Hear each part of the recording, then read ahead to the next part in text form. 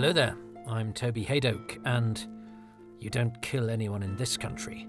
The cold and the wolves do that.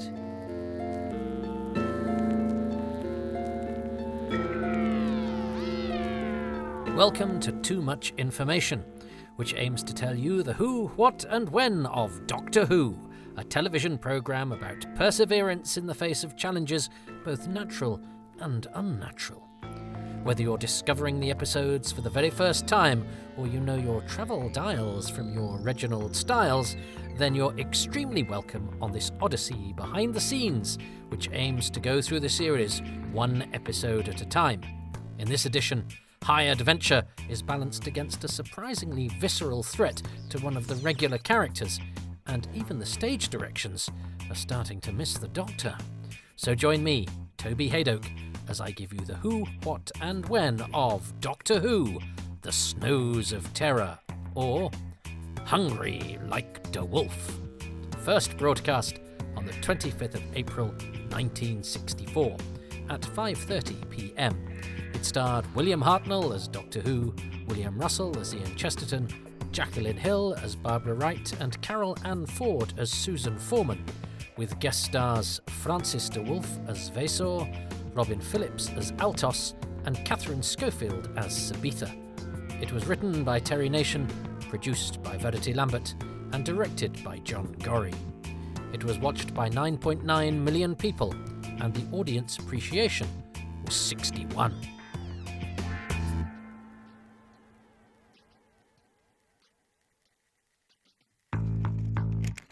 Having arrived unprepared on a frigid mountainside, battered incessantly by a furious blizzard, Ian and Barbara are saved by a trapper called Vaesor. Brought back to his hut, they learn that Vaesor has encountered Altos, who is searching for Susan and Sabitha.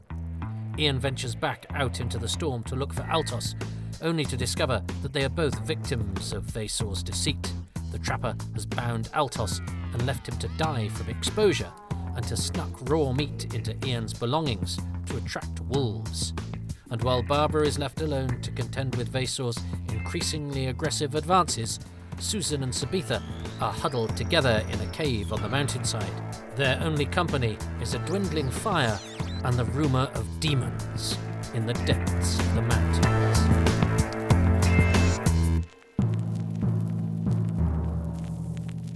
The When. 3rd of February 1964. Doctor Who script editor David Whittaker meets with Terry Nation at the writer's London flat. Nation has begun to develop The Keys of Marinus as Doctor Who's 5th serial, but the time frame is tight and many details urgently need to be nailed down, especially for the first 4 of the adventure's 6 instalments. Since episode 3, ultimately called The Screaming Jungle, will be set in a temperate environment, Whittaker suggests that episode 4 should take place amidst a frigid landscape. From there, he and Nation rough out the basics of the plot, including the need for a small amount of pre-filming. 17th of February 1964. The Doctor Who production office receives Nation scripts for episodes 3 and 4 of The Keys of Marinus. The latter is now called The Snows of Terror. Early March 1964. Director John Gorrie spends a day at Ealing, shooting film inserts for The Keys of Marinus. While most of his work concentrates on the opening episode, The Sea of Death, he also captures 3 sequences for The Snows of Terror. One is an establishing shot of Vaesor's hut, constructed by designer Raymond P. Cusick. The others represent Susan's point of view of the chasm spanned by the rope bridge. 17th of March 1964. It has now been agreed that William Hartnell can go on holiday during the making of both The Screaming Jungle and The Snows of Terror. David Whittaker revises episode 4 to replace the Doctor with Altos, whose involvement with The Keys of Marinus has now been expanded. Conceived as a one-off character in the second instalment, The Velvet Web, he now takes part in the remainder of the adventure. 25th of March 1964. Much has happened with The Screaming Jungle. Designer Raymond Cusick gets the information he needs to devise the sets for The Snows of Terror almost a week behind schedule. He works quickly and is able to cut the delay in half by the time he submits his design drawings on the 1st of April. They had been due on the 30th of March. 6th of April. Rehearsals for the Snows of Terror begin at the Territorial Army Drill Hall on Uxbridge Road. Martin Court, who was a Vord in The Sea of Death and the statue in The Screaming Jungle, is meant to play one of the ice soldiers. However, he has secured a better job elsewhere, and so his role is taken by another actor. According to some sources, this is Peter Stenson, who had previously played a Vord in the opening episode. However, as Stenson is already a multitasker in The Keys of Marinus, he is to appear in episodes 5 and 6 already, it seems likely that he was under contract too, and that it is Anthony Werner who appears nowhere else in The Keys of Marinus, or indeed Doctor Who ever, is the last-minute replacement. However, either option has been presented here for listeners of Too Much Information, because the speaker of it has not confirmed 100% either way, and doesn't want to totally contradict alternative sources. The main guest star for the Snows of Terror is Francis de Wolff, playing Vasor. Amongst his many screen credits are the classic 1951 Alistair Sim version of Scrooge, for which he played the Ghost of Christmas Present, and the 1952 adaptation of Ivanhoe with Elizabeth Taylor. De Wolff is most commonly associated with horror pictures, including several Hammer movies. He misses out this week on a reunion with William Hartnell, who, although credited, once again will not be appearing as Doctor Who, with whom he has worked on radio, notably in 1951's Concerning the English. And get this for a cast. John Mills and William Hartnell, Quatermass and Doctor Who, are the stars, with De Wolff, John Slater, Sam Kidd and David Jacobs in support, augmented by pre-recorded contributions from Laurence Olivier, John Gielgud, Edith Evans, Jack Hawkins, Ralph Richardson, Anthony Quayle and Michael Redgrave. Wow. 10th of April 1964. The Snows of Terror is recorded at Lime Grove Studio D.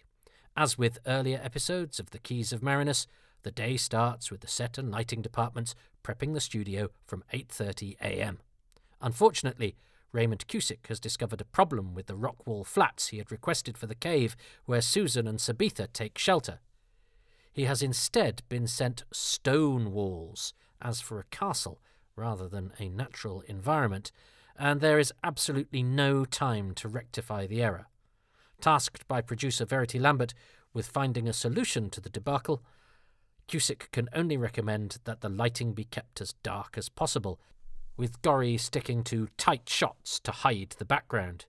To make matters worse, Carol Ann Ford is shaken up when the rope bridge collapses as she's crossing it, suffering a fall of a few feet from the raised set. Fortunately, she's able to continue with the evening's recording.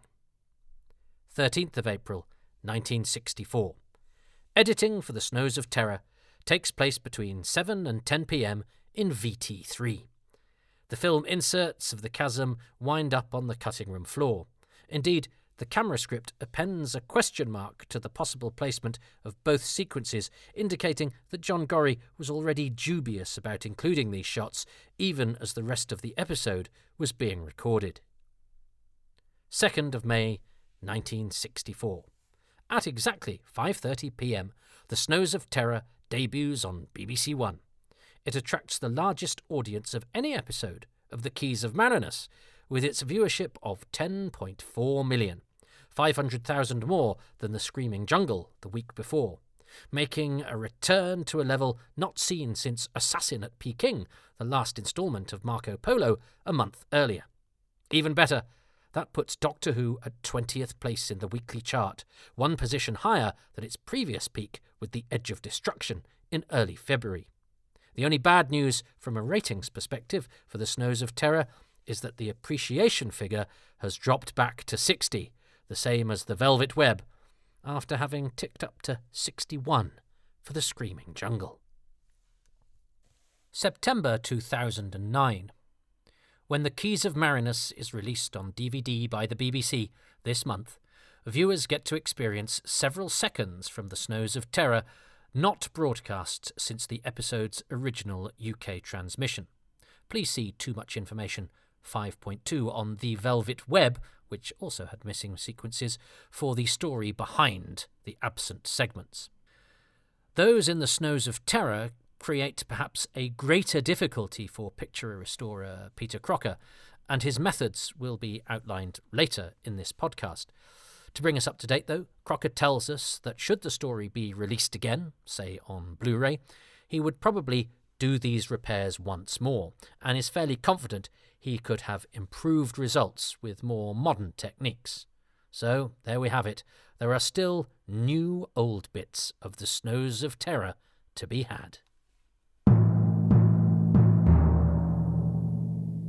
The What? The Snows of Terror opens with the briefest of reprises from the previous episode, consisting solely of Ian's first line of dialogue. But this is very much a restaging of the cliffhanger to the Screaming Jungle, with John Gorrie even opting to shoot from different angles. In part, we can safely assume, because the snowscape is now a much larger set than the sliver of rock wall that was seen last week. After the episode title appears, the dissolve from camera 1 to camera 4 is meant to indicate a passage of time, with stage direction suggesting that Ian and Barbara should now be covered in more snow.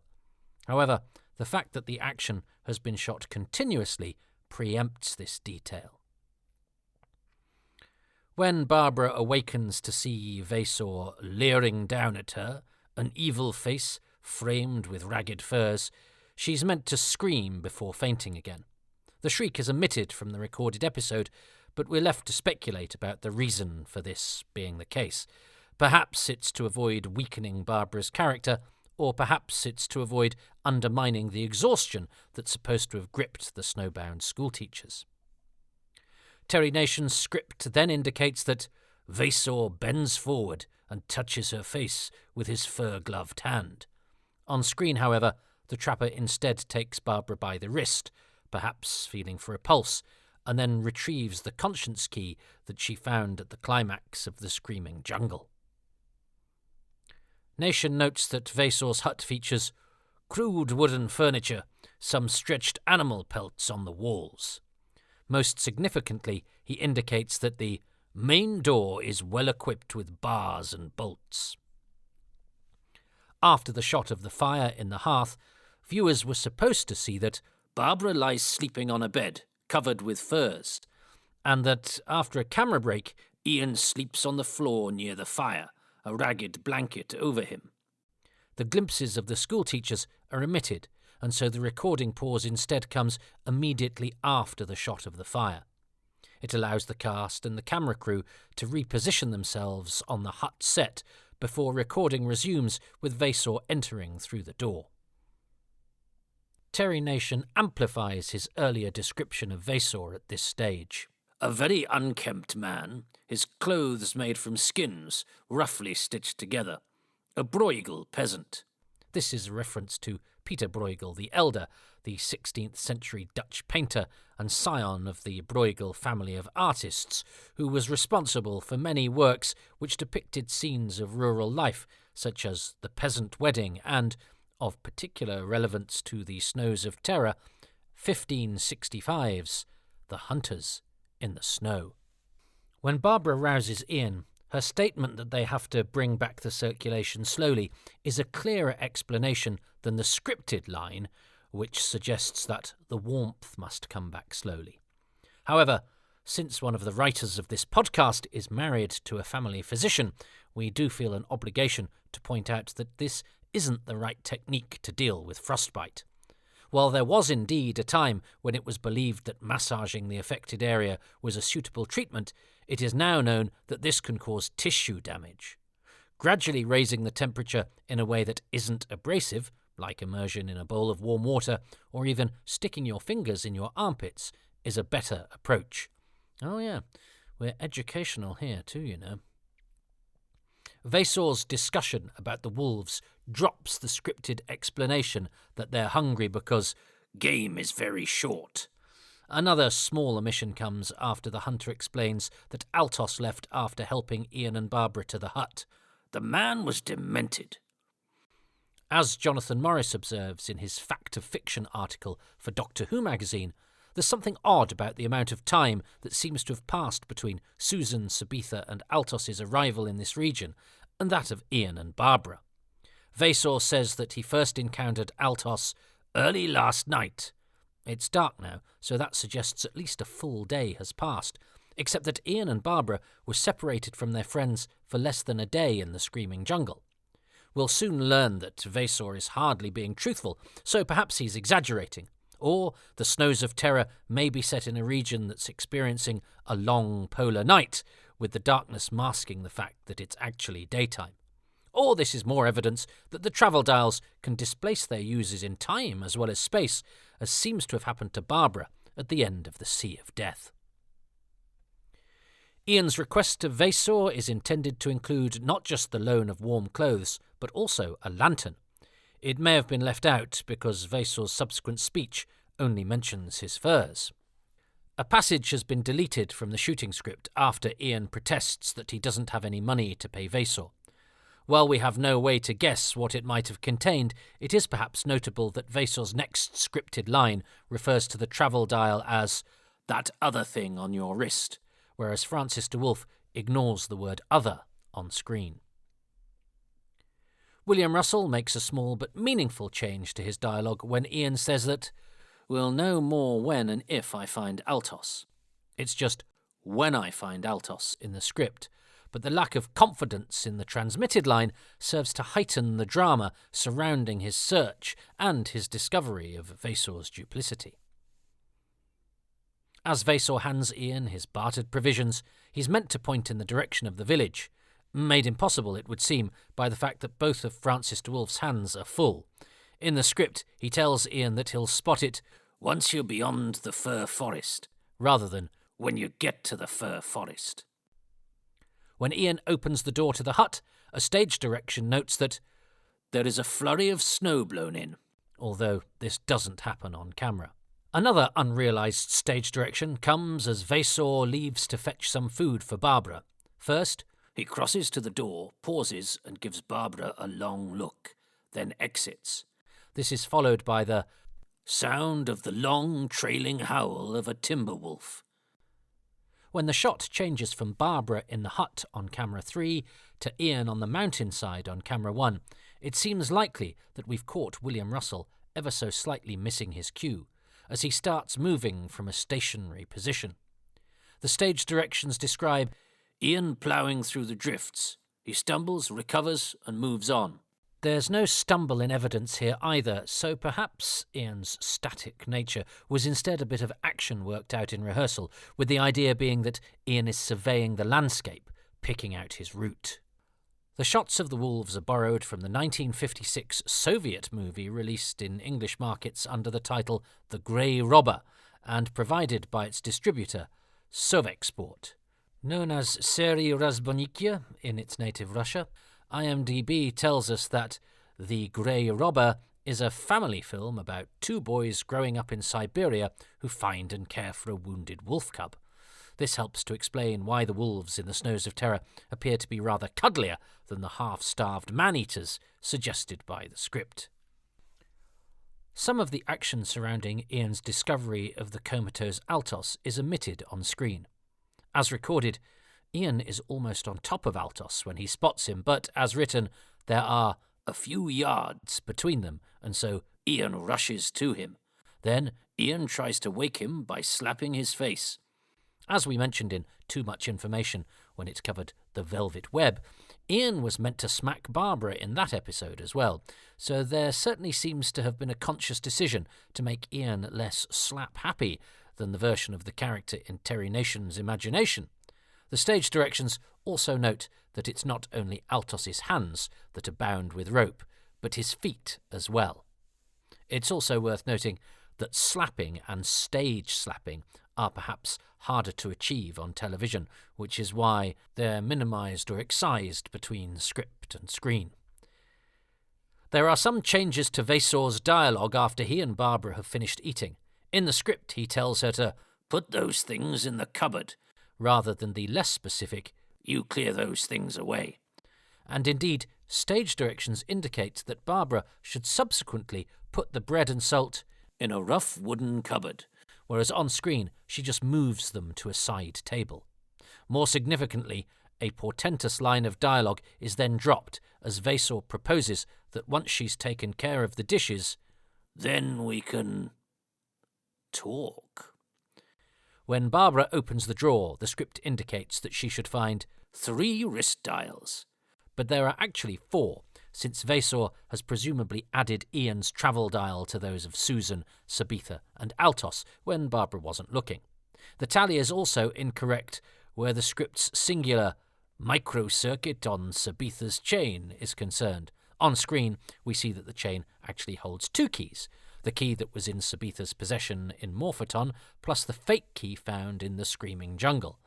But there should also be a 3rd key, namely the one that Vasor prized from Barbara's hand at the start of the Snows of Terror. Unless we give them the benefit of the doubt and say that Sabitha threw away the fake key and that Vasor has put Barbara's onto Sabitha's chain. The description of the drawer's contents contains a relic of the original draft of the Snows of Terror. In addition to the keys and the travel dials, Barbara is scripted to find Doctor Who's ring. But in the transmitted version of the Keys of Marinus, the Doctor hasn't travelled to this snowy region of the planet.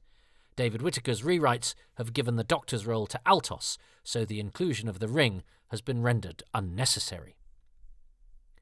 There's some extra dialogue after Ian helps Altos to his feet. Ian's, "All right, can you stand?" and Altos's reply in the affirmative are not found in the camera script. William Russell's pronunciation, Vasor, as Vasor, is distinctly different from Francis de Wolf's Vasor. But we've seen time and again in the Keys of Marinus that where the spoken word is concerned, our Mr. Chesterton is what the kids call these days an influencer. So, sure enough, it's Vasor that you'll hear from the lips of the other characters as well, starting with Altos in the very next speech. Ian throwing away the bag of raw meat given to him by Vasor, oh look, he's got me doing it, is a bit of unscripted business. The next clip from the Grey Robber follows. The script requests, if possible, a shot of running wolves, but instead we're treated to the sight of a less than fearsome specimen ambling through the snow. When Barbara is trying to fend off Vasor's advances, we see her grab a poker to defend herself. On screen, the poker is adjacent to the fireplace, but the script suggests that she snatches a red-hot poker from the smoking logs. This discrepancy will turn out to be significant. After Vasor tells Barbara that no one is coming to help her, there's about half a page which has been deleted from the camera script. The only thing that survives is a stage direction that's ignored on screen. Barbara backs against the wall, Vasor quite close. Similarly, the script requests more telecine of a wolf just before Ian warns that they're catching up, but none was included in the broadcast episode. The close-up of the hut bridging this scene with the next is actually a recent addition to cover missing seconds. More of these elsewhere in this podcast. They presumably covered the start of Barbara and Vasor's scuffle in the next scene. A clue to the contents of the absent action might be in the script, in which Terry Nation indicates that Barbara and Vasor stand silently facing one another. Barbara's eyes flicker to the door. Well, actually, he's written 4, but it seems more sensible that he swapped an F for a D, adjacent to each other on the standard typewriter, than that he omitted the L from floor. Whatever her eyes were meant to flicker to, in that instant Vasor leaps at her, and this is where the recording picks things up. Unfortunately, the decision to have Barbara take the poker from beside the fire rather than from amongst the burning logs obscures the action that follows. We see Vasor grab the poker from Barbara, then howl in pain and drop it. But why? In the script, it's because he's burned himself on the hot metal, and we're meant to see him nursing his hand before approaching Barbara again. Vasor's on-screen assault differs in several respects from its counterpart on the page. There, Barbara throws a dish in self-defense rather than wielding a stool. She's also still meant to be holding the hot poker, which Vasor makes her drop after grabbing her arm. Rather than forcing her back onto the bed, his other hand goes around her throat. Then, when it is all but certain there is no escape for Barbara, we hear a thunderous knocking on the door. The sound of Ian's voice makes Vasor release his grip for a second. Barbara breaks free and swings Vasor off balance. Barbara biting Vasor's hand is another element which seems to have been worked out in rehearsal. The stage directions simply state that Barbara makes a final effort and pushes him off. Next in the script, we're told that Ian leaps at Vasor, who cringes back. He holds him. Barbara's revelation that Susan and Sabitha are alive then follows. On screen, it's Altos who grabs Vasor, while Ian initially stays with Barbara, asking her an unscripted, "Are you all right?" and then hearing the news about the girls. When we cut to Susan trying in vain to keep the embers of the fire burning, her first line is not in the script. Nor is her conversation with Sabitha about going back out into the cold, up to the point where they decide to venture down one of the tunnels. This exchange seems to have replaced some of Terry Nation's dialogue, although the only record that remains of it now is a blank space in the script. The same thing occurs shortly thereafter, when Susan voices her growing doubts about her choice of tunnel, one of 5 that lead out of the cavern, according to stage directions, but the only one the viewer gets to see. Our next sight of Ian, Barbara and Altos has them all clad in furs, in accordance with the script. However, Vasor is also meant to be carrying more furs, intended for Susan and Sabitha. Instead, when they're finally reunited, Altos gives Sabitha his fur, while Ian produces an extra garment for Susan from under his own furs. The mountainside tunnels have been constructed by designer Raymond P. Cusick out of paper, placed on a chicken wire frame and wrapped in cellophane to appear frozen. When Susan and Sabitha reach a dead end in the caves, Susan's apology was written to include her statement that she was so sure in reference to her choice of tunnel. Presumably, this line has been cut because it contradicts the fading confidence she voiced in her previous scene. Nonetheless, we can see from the next sequence that Susan's instincts were correct. Ian, Barbara, Altos and Vasor enter via the exact same tunnel by which Susan and Sabitha left the cavern. We can only guess that the girls missed a side passage somewhere beyond, one which must connect to another of the tunnels that lead off from the main cavern, given that the others all head off in a completely different direction and yet soon meet up with their missing friends. When we return to Susan and Sabitha, Susan points out that they've reached a rope bridge, but it's the rope bridge in the script, which suggests that Terry Nation had imagined that they'd already spent some time exploring the caves. This is also the point at which one of the pre-filmed sequences of the bridge was meant to appear. The camera script provides no more description than simply caption or telecine, rope bridge, which means that John Gorrie had also considered a photo caption as a suitable way to establish the crossing. When the other party reaches the rope bridge and Altos calls for them to stop, Nation indicates that there should be a close-up of Vasor, an idea forming in his eyes. The chamber holding the conscience key is realised very differently on screen than in the script. A large, round chamber, describes Nation. In its centre, a pillar of ice. Frozen deep in the pillar are 4 figures. They wear strange soldier-like uniforms, fierce faces distorted through the ice. Behind them is a huge rock on which stands the 3rd key of Marinus. The whole tableau is in the ice block. The budget-conscious version that makes it to screen has the ice soldiers ringing a low block of ice, in which the key is frozen. The differences even extend to the girl's entry into the chamber. As written, Susan almost walks into the ice block, looks up. We see from her viewpoint the soldier in the ice. Sabitha sees it too. They both panic and turn to run. The shot of Vasor protesting that he be allowed to stay on the near side of the rope bridge does not exist on the copy of The Snows of Terror held by the BBC archives and was therefore not featured in any overseas sales, repeats, or the VHS release of the story. On the DVD release of The Keys of Marinus, the footage from Vasor and Ian's earlier conversation in the tunnel was married to an off-air recording of the original audio in order to get the episode as close as possible to its original broadcast version. There's no cut to a two-shot of the men in the camera script. Camera 1 just pushes in on the pair. As with the Velvet Web, material from this episode seems to have been lost between transmission and the sales prints being struck, probably due to tape damage.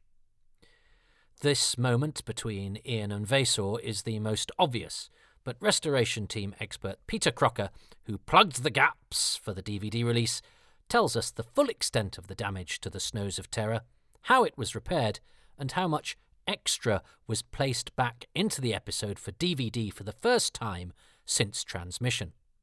There's a 1.5 seconds extra of Barbara as she slumps when Vasor approaches at the start of the episode. Then there's an extra 3 seconds or so when Altos and Ian set back off to the hut. The slightly zoomed-in shot of the hut is added here. Finally, there's just over 5 seconds missing when Barbara is crossing the rope bridge. The last few frames of her moving off the bridge are recreated, and the shot of Ian and Vasor in long shot is slowed down a bit and reversed. Then the mid-shot, where Ian tells Vasor to cross and he refuses, is lifted from earlier in the episode.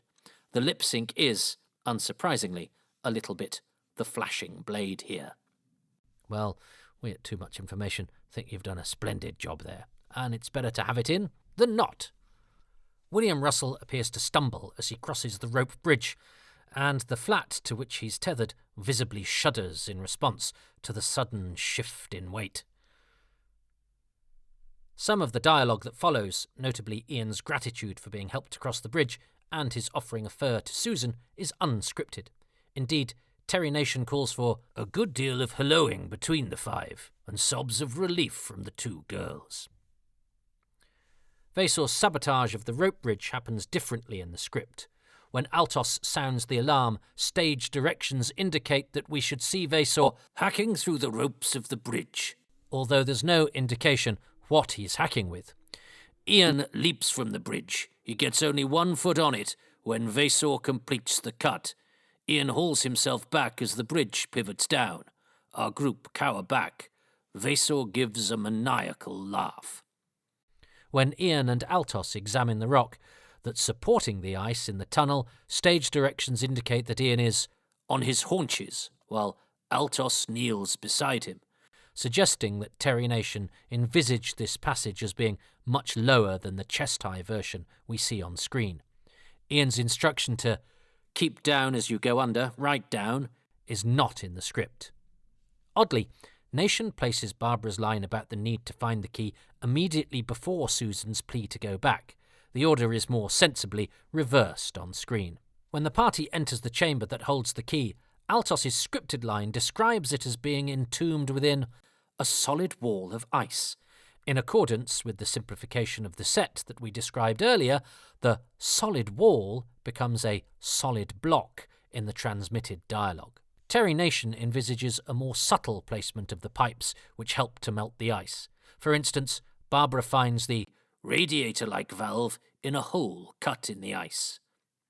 Stage directions have Ian turn the valve, but on screen it's Barbara who does so, whilst Ian is more cautious. His lines, "Whoa, steady on," and then, "Go on turning it," are not in the script, and nor is Altos's confirmation that the ice is melting quite quickly. Ian's explanation that Iceland is, in our own country, far away, might seem like a misspoken line on William Russell's part, but it's actually precisely what Terry Nation has written. Evidently there's a good reason why Mr. Chesterton teaches science and not geography. Or he's just simplifying it so as not to have to explain in detail how the planet Earth is made up to poor old Sabitha. When Ian and Altos are constructing the makeshift bridge, Ian rubbing his hands together and remarking, "Cold on the hands, isn't it?" are additions worked out in rehearsal. presumably to try to sell the believability of the enormous icicles. The fact that they're really made of jabalite is exposed to the viewers when Ian and Altos heft them up, and the unpainted circular side swings into view. All of Ian's dialogue as he and Altos position the lashed icicles is ad-libbed by William Russell, and replaces the scripted comment, "There, that's a beginning." Once the block of ice has melted, an effect achieved simply by swapping out the original prop, stage directions indicate that there are some large pieces of ice on the floor and a fair amount of water. This isn't evident on screen, which is perhaps not surprising, since John Gorrie likely would not have wanted to deal with the workplace hazard of water on the studio floor for what would have amounted to mere set dressing. The script continues. The 4 soldiers are free of the ice and sit slumped in the chairs, their weapons beside them. And if you're wondering, hang on, what chairs? Then you're not the only one, because they weren't mentioned before, won't be mentioned again, and were dispensed with on screen. Writes Terry Nation, Susan is examining one of the soldiers, her curiosity overcoming her fears. Each soldier has a different weapon, a huge sword, a battle axe, a lance, and a mace. From this point, when the script needs to single out a specific ice soldier, it identifies him by his weapon. Ian's "What's the matter?" when he and Altos enter the chamber is yet another ad-lib. William Russell clearly keen to bridge any dodgy action with naturalistic dialogue. The script makes more of Sabitha's slip when she turns to run with the key. Altos runs forward, helps her up. Ian sees sword moving to Altos. Ian casts around, seizes a lump of ice and skids it across the floor. It distracts sword. Altos gets Sabitha away. Ian retreats to the doorway. The soldiers' movements are very slow and stiff as they get to their feet. Sword advances on Ian, drawing back his sword to strike. As it falls, Ian leaps backwards into the tunnel. All 4 soldiers advance after him. When Susan decides to repair the rope bridge, Nation says that her fear is replaced by determination. Despite her terror, she forces herself to do what she has to. The other pre-filmed segment involving the rope bridge would have been placed here, as Susan starts to cross the giant icicles. Again, Gorrie has also considered a photo caption as an alternative. Instead, there's an unscripted struggle between Ian and the ice soldier with the battle axe. As Barbara, Sabitha and Altos first notice Susan's daring manoeuvre, they're meant to gasp as Susan's hand slips and she almost falls. Then, when part of the ice bridge collapses, we're supposed to hear it crash to the bottom of the chasm.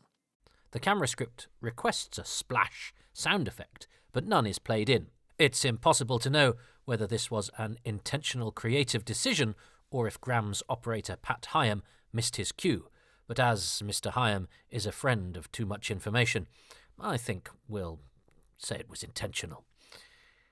Ian's next scene is another of those which is more complex in the stage directions. Ian retreating from the soldiers. He hurls a lump of ice at them, which hits sword and temporarily delays the others.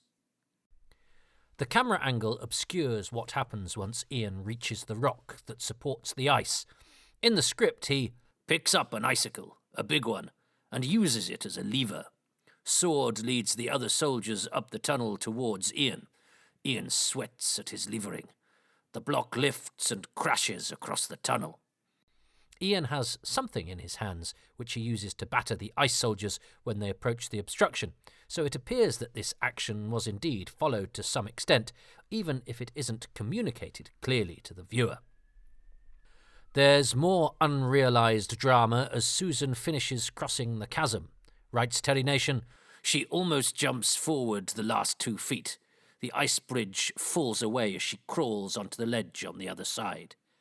He also describes her winding the rope firmly around the retaining pillar, but we later see that it's just been attached to the wall in the same manner as it was before Vassor's sabotage. The escape of the ice soldiers doesn't make much sense on screen, because it requires one of them to have somehow made its way to the other side of the obstruction. If another passage exists, Why didn't all 4 of them take it and not bother clearing the blockage from the original tunnel, especially since it can't be a very extensive detour? This is not what happens in the script, where we cut to the soldiers hacking at the barrier of ice. They break through and advance. The next scene at the rope bridge again deviates significantly from the page. Ian starts to untie the rope as the first soldier, Mace, reaches the bridge and starts across. He almost reaches Ian when the rope is finally unfastened. It falls back, throwing the soldier down the chasm. On screen, the soldier has barely set foot on the bridge when Ian destroys it. The fact that the soldier screams as it falls, and screams for quite a long while, raises the question of just what the ice soldiers are. Are they some sort of automaton, like the statue that nearly beheaded Ian in the screaming jungle? Are they actually living men who were somehow kept in stasis until they were awakened by the melting of the ice which held the key? Or are they something else entirely? As the scene fades out, the remaining ice soldiers seem to be left in a state of bafflement, but the script says that the soldiers don't hesitate. They start to push more icicles across the chasm. When we return to Vaesor, the stage directions again include the Doctor's ring amongst the stolen possessions that he gloats over. When the others burst in, the script describes Vaesor as he slides around toward the door, whereas on screen his actions are much less covert, bolting for the exit and bellowing "No" as he does so. Barbara was then to remark that he has gone. Ian was to reply that she should not worry, as Altos would instruct Sabitha to take the 3 conscience keys. Instead, we get some ad-libbed dialogue as the 5 travellers regain their belongings prior to Ian's scripted line about keeping their date with the Doctor.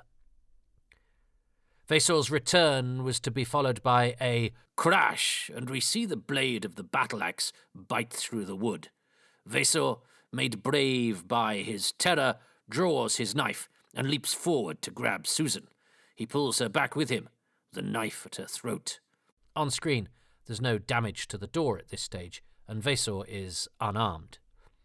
When Vaesor insists that he's going to leave through the back of the hut, he's supposed to say, "And I'm taking her with me." Stage directions then have him gradually retreating before the ice soldier's sword deals him a mortal wound, at which point the knife falls from his hand and he stumbles forward. Quite why Vaesor reverses towards the front door when his intention is to go out at the back isn't clear, although perhaps he plans to circle the walls once he feels he's placed enough distance between himself and the others. As written, the ice soldiers push the door open before the travel dials are activated. By now, you've probably noticed a theme. A lot of the changes made in the transition from script to screen of the Snows of Terror reduce the number of incidents that hinge on precise timing, but at the expense of the heightened tension that Terry Nation clearly intended. But such are the realities of making television more or less as live in 1964. As usual, a sound effect suffices to give viewers the impression of the travel dials doing their thing. The shot then lingers on camera 3's view of the ice soldiers just long enough for the actors to leave the hut set, before a cut back to camera 2 and the apparently empty room. This is followed by the episode's second and final recording break, which gives William Russell an opportunity to reposition himself on the set for the Millennius Vault Room. It also allows one of the ice soldiers to swap clothes so that he can pose as Ian's attacker. History doesn't record which of our 4 actors played this role, although we might suppose that it was the performer whose ill-fated ice soldier wielded the mace, since he would have had the longest time for a costume change. This is likely Michael Allaby, who will need a similar costume to the one worn by Ian's assailant when he plays Friendly Larn in next week's instalment. The episode's final scene is meant to establish the presence of the last conscience key in the display case before the audience is made aware of the dead body. Instead, it's not immediately clear why Ian is trying to break into the cabinet, an action which isn't specified in the stage directions.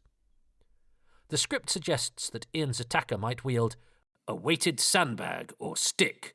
It's hard to tell exactly what the cudgel-like prop is in the finished episode.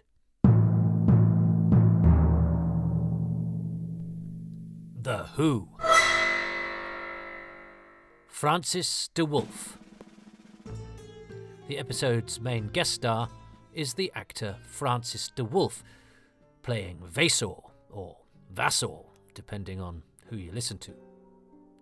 Baron Francis Marie de Wolff was born in Essex on the 7th of January 1913 to Baron Vladimir de Wolff, the son of a Russian minister for foreign affairs and aristocrat, Arist von Wolff, and his English wife, Gwendolen, née Foster. In 1920-21, Gwendolen oversaw the building of a substantial country home just outside Lewes in East Sussex. Francis enrolled at RADA, the Royal Academy of Dramatic Art, and graduated in 1935, and he was soon a mainstay on BBC Radio, a medium in which his rich, gruff tones became extremely recognisable. He gave hundreds of radio performances, playing the title role in detective drama Gordon Grantley KC in the late 1940s, and inevitably took in some fantasy classics along the way. He was Smaug in the BBC's 1968 version of The Hobbit, and he played Professor Challenger in 1971's take on Arthur Conan Doyle's dinosaur adventure, The Lost World. His screen career also began in 1935 in Flame in the Heather, and he later appeared in a number of enduring pictures, including Treasure Island, 1950, as Black Dog, Tom Brown's School Days, 1951, Scrooge, also 1951, in which he was the ghost of Christmas Present opposite Alistair Sim's famous take on the Dickens character, Moby Dick, 1956, Hammer's Corridors of Blood, 1958, The Two Faces of Dr. Jekyll, 1960, and From Russia with Love, 1963, playing Vavra, the gypsy headman who is an ally of Bond after the hero saves his life. On television, Francis de Wolff returned to Doctor Who to play Agamemnon in The Mythmakers the following year, wearing exactly the same costume he had had when playing Agrippa in Carry On Cleo the year before. His fantasy appearances included episodes of The Avengers, the now lost Far Distant Dead in 1961, Danger Man and The Saint. He played the recurring threat Jedekiah in The Tomorrow People, although availability meant he took the character's middle appearance off, before his final role in Jesus of Nazareth in 1977. He was also well known for a 1970 commercial for Bird's Eye Chicken Pie, playing a foreign ambassador impressed by the apparently homemade delicacy presented to him, in which he appeared opposite the End of Times' June Whitfield. In the 1960s, Francis enlarged the family home in order to incorporate further room for glamorous film parties for himself and his acting friends. He retired from the profession in 1977 due to ill health. He was married 3 times, first to costume designer Jean Fairley in 1942, with whom he had 3 children, but the couple later divorced, and then second to Melissa Dundas in 1956, with whom he had a further 4 children, Emma, Sigismund, Celia and Philip. The couple sadly divorced in September of 1971, and his 3rd wife was Linda Finch, whom he married in 1976, and they remained together until his death. His daughter Celia de Wolff is, appropriately, a prolific radio producer, and she is married to the actor Robert Glenister, who played Major Salatine in The Caves of Androzani just a few weeks before Francis de Wolff died on April the 18th, 1984, at the age of 71.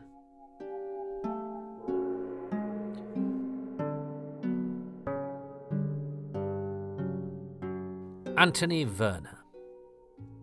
Anthony Werner was born Anthony Wade in 1937 in Brentford Hospital in Middlesex, and for the first 20 years of his life he lived on Marlborough Road, Richmond. His mother Carol was a hairdresser, and his father Ronald died in the El Alamein Desert in the Second World War when Anthony was just 5 years old. His mother remarried, and his stepfather Gerald was a famous writer and the main influence on Anthony's life, enrolling both he and his brother James into the Italia Conti School. James, known as Jimmy, was a boy actor. He was in Patrick Troughton's Robin Hood and eventually became a theatre producer. And Anthony's other brother, Christopher, went into special effects, working on Time Bandits, Hammer House of Mystery and Suspense, and the film 1984, among many others. And so show was definitely the family business. Anthony made his stage debut at the age of 12 whilst a pupil at the Italia Conti School in a professional production of Peter Pan. The title role was played by the illustrious Joan Greenwood and, according to Werner, "The practical experience was fantastic. You really learned more from watching people like Greenwood than from the school's own classes." His contemporaries at Italia Conti included Anthony Newley and Millicent Martin. In 1952, he played the young boy Toby in the play Red Letter Day at the Lyceum Theatre, Edinburgh, opposite Fay Compton, and he and fellow child actor Elizabeth Henson were deemed superb in their roles by the Scotsman. That same year, his uncredited film debut was released, with him playing a call boy in the thriller Tread Softly, which was co-written by stepfather Gerald. Anthony remained busy playing youthful roles on stage throughout the early 50s, and alongside his fellow juvenile and recent radio colleague Gawn Granger, aka George Stevenson in Doctor Who's Mark of the Rani, got good notices when working on Yvonne Mitchell's play The Same Sky. In Croydon in 1954, he made Every Line Tell the stage for his role as the precocious teen in Love's a Luxury, a farce, a medium which would later loom large in Werner's career.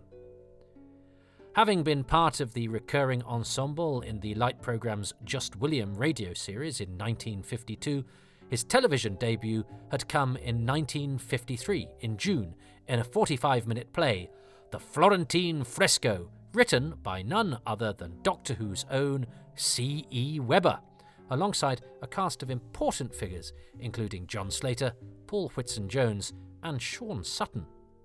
In 1956, Anthony appeared as a schoolboy in the film It's Great to Be Young with John Mills, just one of many roles he played as a child actor, often uncredited, even in some internet resources to this day. His screen career was interrupted by national service, which he spent in the RAF, doing an extra year so he could take a long leave off at Christmas so he could be in Where the Rainbow Ends in the West End. After demobilisation in 1959, he was soon back to work, now as an adult, although his inspector in Agatha Christie's The Hollow was not universally praised. Neither was his sergeant, who was Doctor Who Sontaran extraordinaire Kevin Lindsay, so he was in good company. Whilst in rep in Portsmouth, he met Edwina Mitchell, whom he married in 1960. His marriage to Edwina didn't last, but she too has a place in Doctor Who history. As Edwina Werner, she was a production assistant on 1966's The 10th Planet, and met and fell in love with the Ben Jackson actor Michael Craze, whom she married in 1969. Edwina later worked on several Troughton stories and Terror of the Zygons, and was a prolific production associate on BBC television as Edwina Craze until her death in 1999. Back to Anthony.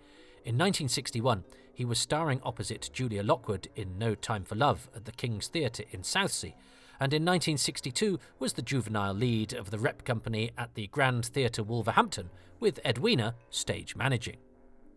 He said at the time that, "Oh, these neurotic actors and actresses who worry all the time about their parts, I don't think it's worth driving yourself around the bend for it. Instead, confidence was the key. I'm jolly well going to be a success. I'm very determined to be. I think you have more chance of success if you are confident. I was a boy actor. You acquire a sort of hardening. It becomes more like a job, an enjoyable one to do. I'm a great believer in enjoying life. I have no pretense about being a serious actor or anything. I'd like to be an Ian Carmichael type." He admitted to saying what he thought, sometimes ill-advisedly, but that "I can get angry with myself as well as other people. If I do something badly, I get so depressed. If I do something well, I leap about and people think I'm potty." He enjoyed the itinerant nature of acting and preferred not to go back to the same place, but by now he and Edwina were heading to television. Anthony guested in 1963 episodes of No Hiding Place and Jezebel X-UK in 1963, preceding his solo contribution to Doctor Who under Ice Soldier garb in The Snows of Terror. And he was almost immediately on to better things, seen and heard in an episode of Silas Marner just 2 months after being thawed out on Marinus. His brief stint in the Whoniverse didn't hold him back, as he was busy in TV in 1965 with episodes of Compact, The Scarlet and the Black, and Dixon of Dock Green, augmenting his blossoming TV CV. Then, just after playing Emile in regular employer James Kethlen Jones's production of The Hunchback of Notre Dame in 1966, he was taken on as a regular in soap opera The Newcomers, playing reporter Sidney Huxley, a part he played in nearly 300 episodes over the next 3.5 years. For the stage, he was one of the more lively male characters in the popular but now somewhat forgotten show. "Whenever he appears, you can be sure of a jerk in the proceedings," it said. During this time, there were more proceedings to be had. He married Jacqueline Hasland at Canterbury Registry Office at the end of 1968. He and Edwina had divorced in May that year, although that marriage also ended in divorce. He then jumped into another regular role, appearing in the first season of Southern Television's Bright's Boffins in 1970, the same year that found him in 4 episodes, 2 of them directed by Terminus's Mary Ridge, of continuing drama The Doctors with Nigel Stock. At this point, it is worth noting that the Internet Movie Database has Anthony down as an uncredited walk-on in a 1972 episode of Upstairs Downstairs, because it has confused him with another performer, Tony Venner, whom he isn't. Besides, he was far too busy doing proper credited parts that year in The Liverbirds, The Pathfinders, and New Scotland Yard. So to emphasise, too much information is 100% certain that the Tony Venner that IMDb has doing uncredited TV roles is not our Anthony Werner, and indeed Venner is an identifiable and traceable variety performer who did a lot of walk-on TV work, and that our subject never took on such roles.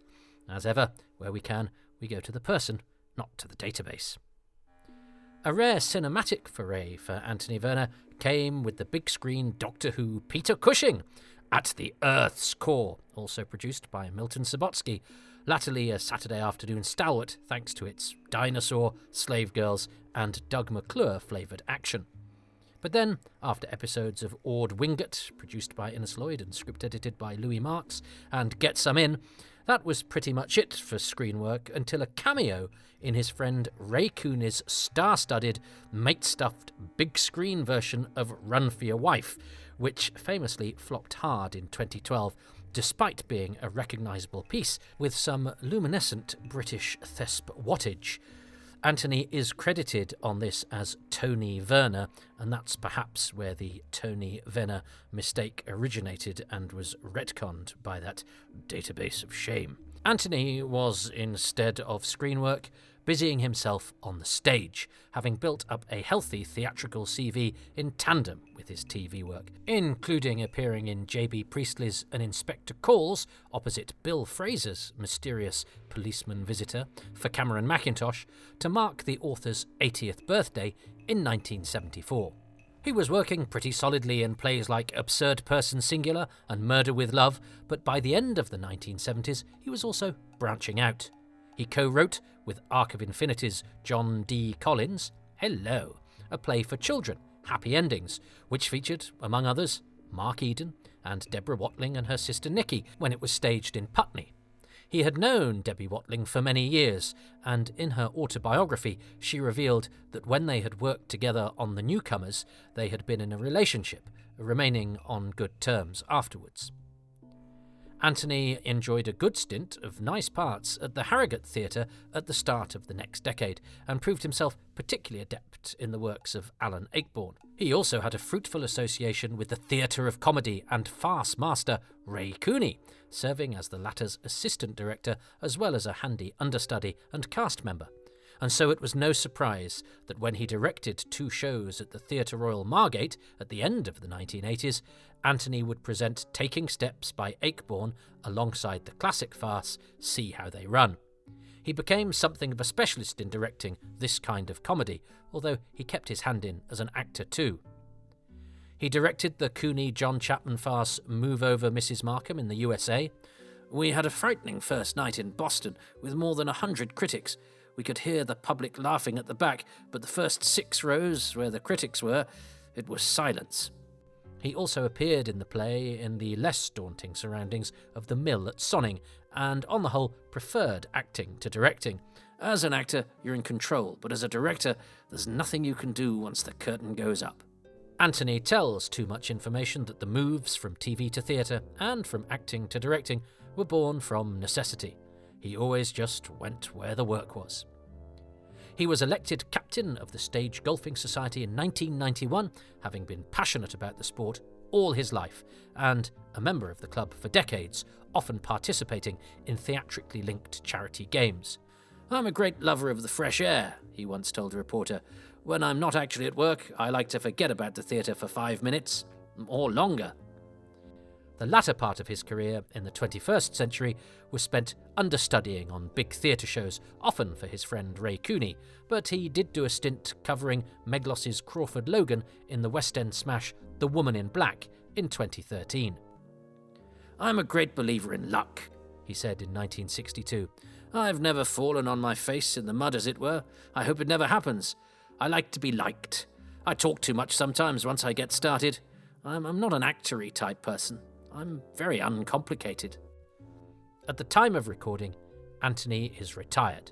Well, as he tells us, you don't retire. The phone just stops ringing. He resides now in a retirement home for actors run by the Royal Variety, but he has spoken to Too Much Information via his daughter, musical theatre and television actress Katie Werner, who is also a prolific voiceover artist. Use her. She can be found at katiewerner.com. And his grandson, Samuel Clarence, continues the family tradition as a trainee camera operator in film and TV. So, the business that is show remains in the family genes.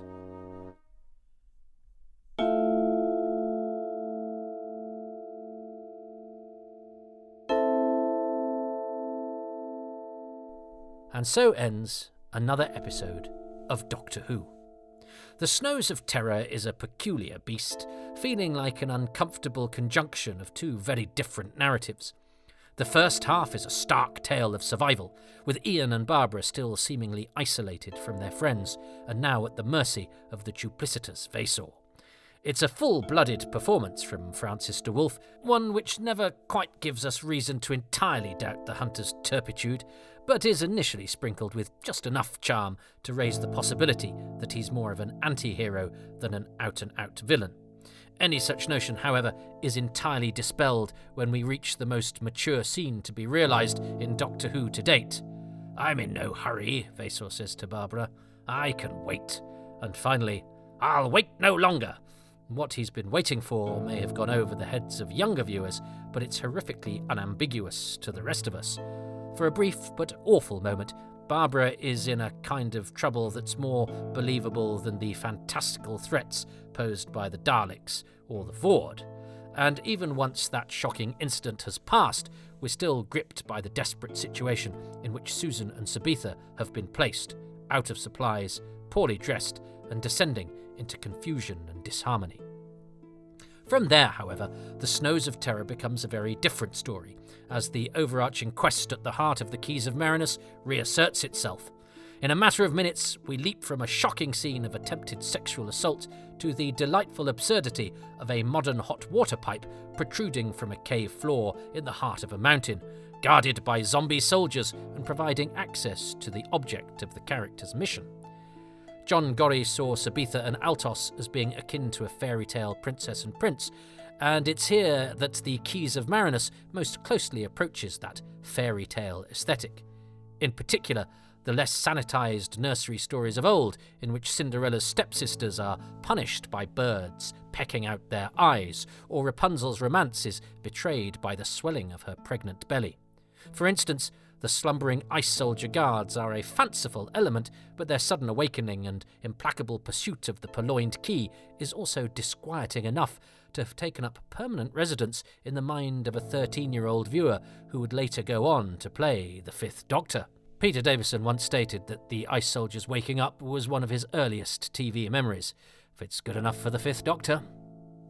As a result, The Snows of Terror is spared from being just another reprise of the trap-laden scenarios of The Sea of Death and The Screaming Jungle. It has some plotting which will seem clever to the children watching, such as the use of Chekhov's precariously balanced ice tunnel roof, but a bit too on the nose for the more sophisticated, and some of De Wolf's eye-rolling and snarling might have a comical aspect for more modern viewers, unfortunately so when considering the nature of his scenes with Barbara. It's the closing minutes of The Snows of Terror which best capture this difficult melange of moods as Ian, Barbara, Susan, Sabitha and Altos, reunited and reinvigorated, burst back in upon Vasor's grim fable.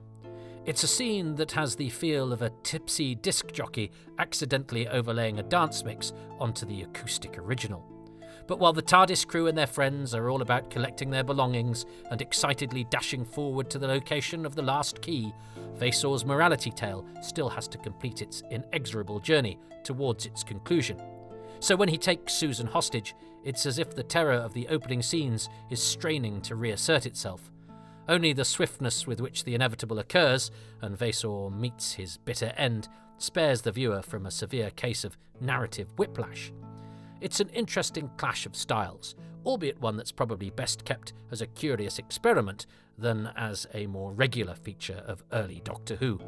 Ian, for all his cheery, middle-class, bonhomie-infused heroics, is, after all, someone who would have served in the war, and his pretty blunt, almost crowing condemnation of Vasor to inevitable death by ice soldier contains no regretful soul-searching.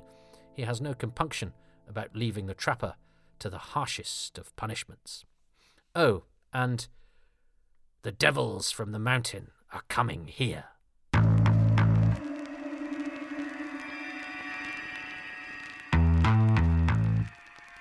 Doctor Who, The Snows of Terror, featured Michael Allaby, Alan James, Peter Stenson and Anthony Werner as ice soldiers. The title music was by Ron Grainer and the BBC Radiophonic Workshop. The incidental music was by Norman Kay, the story editor was David Whittaker, the designer Raymond P. Cusick, and the associate producer was Mervyn Pinfield. Coming next, the Doctor returns, just in time for one of Doctor Who's rare ventures into courtroom drama. That's next time on Doctor Who, Too Much Information. Next episode, Sentence of Death, or 12 Angry Millennials. Well, 3 of them at least.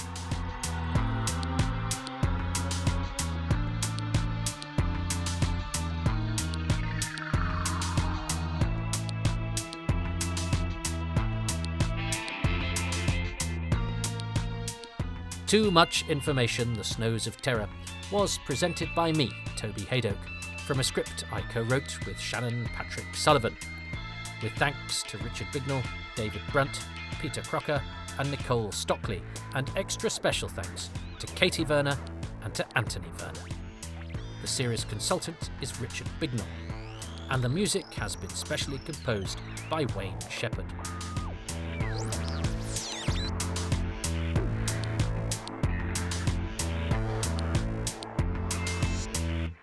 There is a supplemental podcast, 1 per story as opposed to per episode, far too much information, that is for now exclusive to patrons who also qualify for bonus material, early releases and other exclusives, as well as pictures of my dog.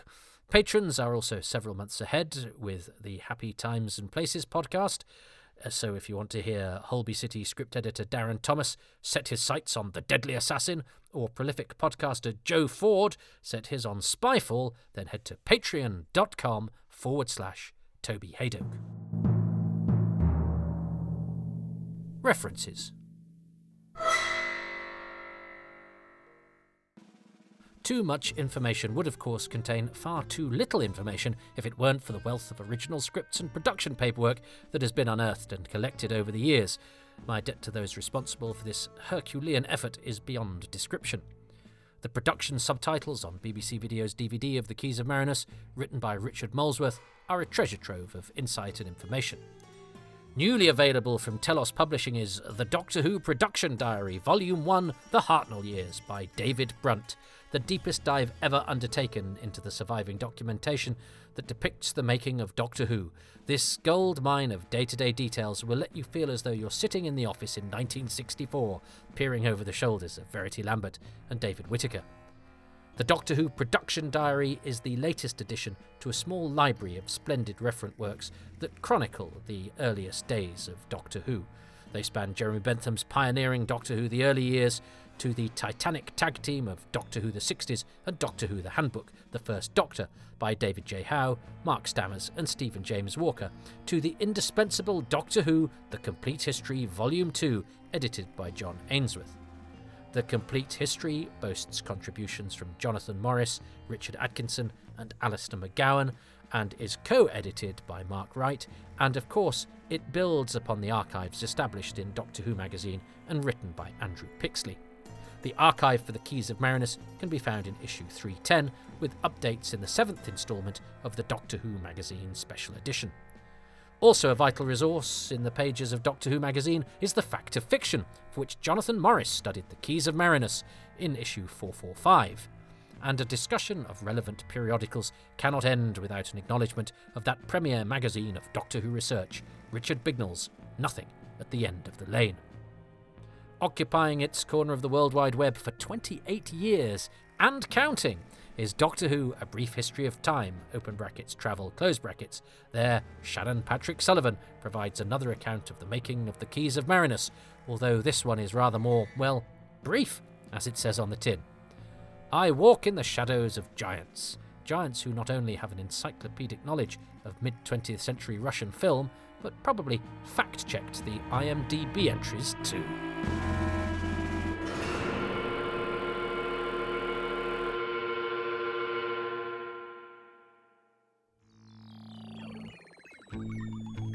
I'm grateful to the patrons who make these podcasts possible, and they include Ruben Herfindahl, Peter Burns, James Curray-Smith, Peter Harness, Ronald Hayden, Rob Leonard, Christopher Meredith, Gavin McLean, Stephen Moffat, Richard Straw, Neil Tate, Nick Tedston, Tim Arding, Nigel Bromley, Paul Cook, Richard Chalk, Peter Chamberlain, Grant Davidson, John Deere, Chris Dunford-Kelk, Paul Dunn, Al Pandras, Susie Ferguson, Jason Gorman, Siobhan Galichon, Paul Harris, Chris Hyam, Ian Key, Ashley Knight, Joe Llewellyn, Philip Marsh, Nathan Martin, Roland Moore, Rick Moran, Kevin Murdoch, Graham Knott, Adam Parker, Barry Platt, Risto Matti Cirillo and Frank Shales.